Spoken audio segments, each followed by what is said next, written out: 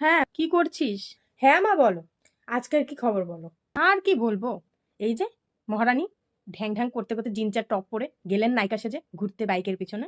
কি, বাইরে বেরিয়ে গেছে দুজন, আর তুমি যেতে দিলে? আর কি বলবো, মানাটা করবো কি করে? বাবু কি কথা শোনে? আমারটা তো বেশি শয়তান। ছাড়, বাদ দে। আজকে কাজও করেনি জানিস? সকাল থেকে আমি রান্না করেছি, বাসন মেজেছি, কাজ করেছি, কোমরটা আমার ব্যথা করছে। আর মহারানীকে খেতে দিলাম, পারুস বেড়ে বেড়ে খেতে দিলাম। তারপর আবার এখন চলে গেছে ঘুরতে। তখন তুমি নাটক করতে পারলে না? যখন বলবে যে বাইরে যাচ্ছি ঘুরতে, তখন বলবে আমি অসুস্থ। অসুস্থ বলে কাটিয়ে দিতে পারো না? অসুস্থতার নাটক করেও হয় না।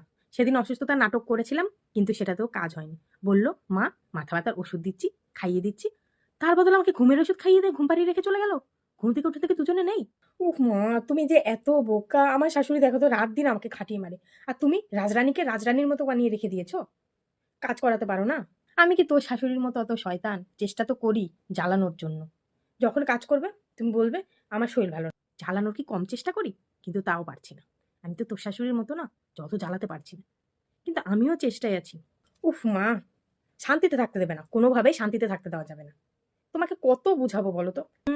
কিছুতেই শান্তিতে থাকতে দেওয়া যাবে না। ঠিক আছে, রাখো, জামাই আসছে, পরে কথা বলবো আবার।